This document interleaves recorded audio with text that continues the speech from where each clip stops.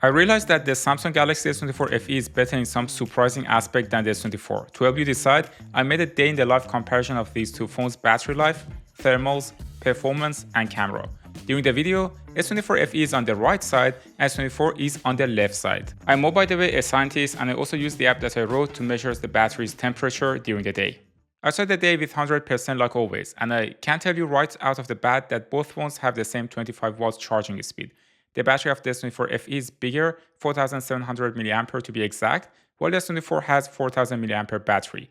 Also, the S24 FE is much larger and more similar to the size of S24 Plus and A55, while the S24 is a true compact flagship. I disconnected both phones from Wi-Fi and connected them to the same 5G network. During the whole test, both phones were on auto brightness. After around 1 hour and 45 minutes, the S24 FE on the right side was 83%, while the S24 was the same at 83%. I then decided to go to work by bike even though it was getting a little bit cold, and I also used Komoot to track my activity using GPS. S24 got a bit warmer here, but it's also to be expected since it's a smaller phone, and due to a smaller form factor, it cannot manage heat the same way S24 FE does. I attached S24 FE to the bike to film a 15 minutes video, and after I was done with it, I attached the Samsung Galaxy S24 to get another 15 minutes video.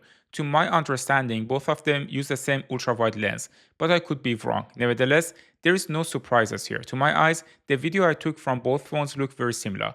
Ultra-wide lenses usually do not have the best quality, but I see enough dynamic range here. I also took two photos. The first one is with the main lens, and there is virtually no difference as the sensor is the same. Interestingly, when I took the photo with a telephoto lens with 3x zoom, I realized the picture on S24 FE on the right side is more cropped in, which makes everything slightly bigger. This is a significant difference that we'll talk about later. I arrived at the office for a meeting, and S24 FE now has 73%, while the S24 has 70% battery left.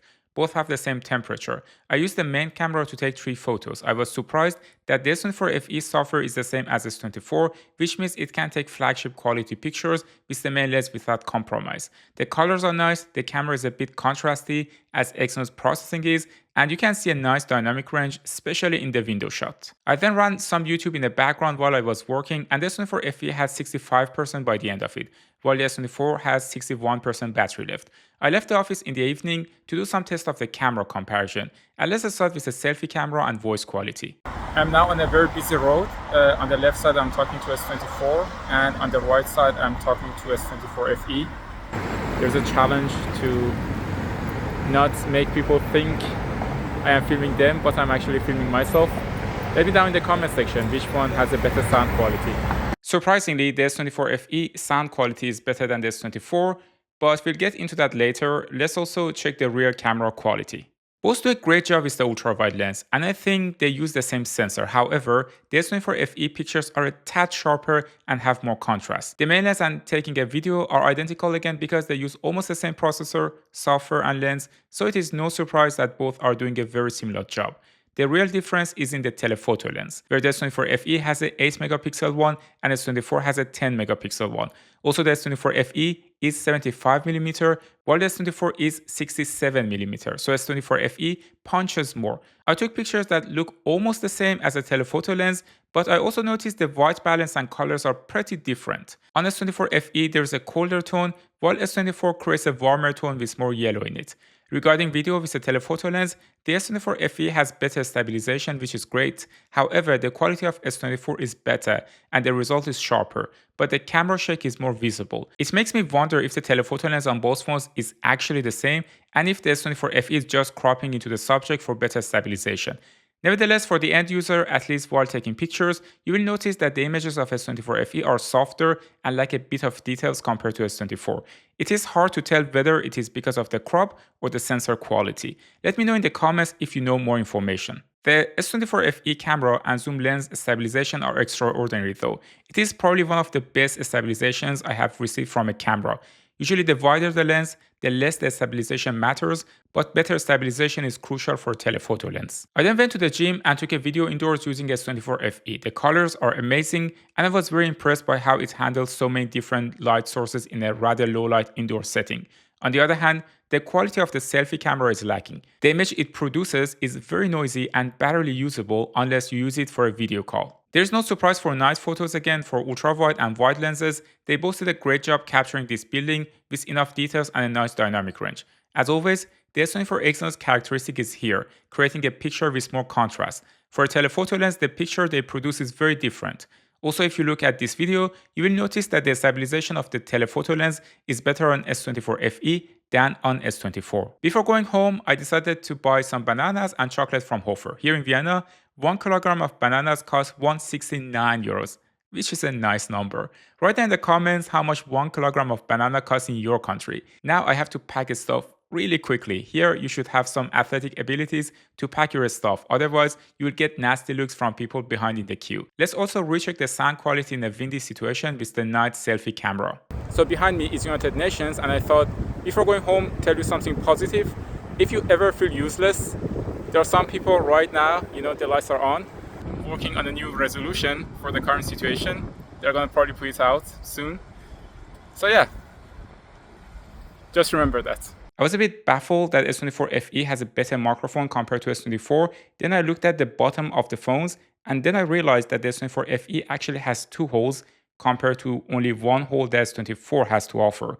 I also looked at the S24 Plus, and it also only has 1 microphone hole. I don't exactly know why Samsung is putting a better microphone on Galaxy S24 FE compared to S24. When I got home, the S24 FE had 53% battery left and the S24 had 48% battery left.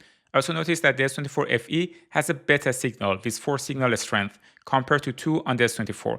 I realized this a few times during the day. Also, the RSRP is higher on S24 FE, which is better. This means that the average signal power is higher, which is here at -98 compared to -100 from S24. I also decided to run the Anthena benchmark, as the last time I ran the S24 FE with Exynos 2400E got a better score. By the end of the test, the S24 FE reached 40 degrees Celsius, while the S24 reached 43 degrees Celsius, which is 110 degrees Fahrenheit. Also, it got a better score than S24. To be precise, it got a worse CPU score but a better GPU score. This is likely because the S24 FE is a larger phone. Therefore, it stays cooler during the test, and the chipset throttles later and can perform better under a continuous load. I also played some YouTube shorts for another hour before reporting the final battery life. By the end of the day, with 4 hours of screen time, S24 FE was 35%, while S24 was 28%. So S24 FE is better in some aspects, especially when it comes to the display. For example, it has a LTPO display. It also has a higher brightness compared to S24 FE. On the other hand, S24 FE also lacks the ultrasonic fingerprint scanner, but it is better in a lot of aspects that actually matters. For example, the stabilization on the telephoto lens is much better. The other thing is that the battery life is better and the thermals are also better, and also the performance is better. Of course, it is because the phone is bigger. That's probably the main reason that these aspects S24 FE is better than S24, but there are also some aspects that is not necessarily about the form factor. For example, the antenna is better, surprisingly, and also the microphone is better, again, surprisingly. So I would say, like, if you're okay with the thick bezels that S24 FE has, and also you are probably gonna find S24 FE in a better price compared to S24 and S24 Plus, it is a very viable option, and I kind of like this phone. It definitely surpassed my expectations from a budget flagship quote to quote. That said, if you like this video, I also did a full comparison of S24 versus S24 FE versus A55. It is more in a lab setting, so everything is more controlled in the environment, and you can watch that next. Thanks for tuning into Tecmo. I hope you liked the video, and I will see you in the next one.